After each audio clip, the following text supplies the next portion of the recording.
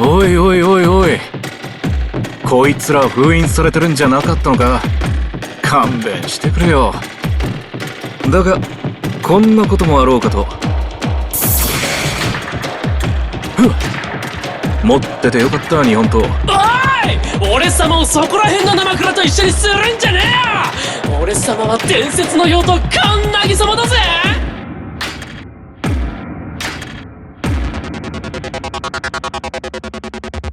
おっと、すまんすまん。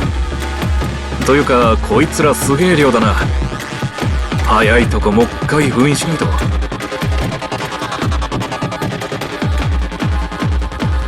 なんだよ、おじけづいてんのか。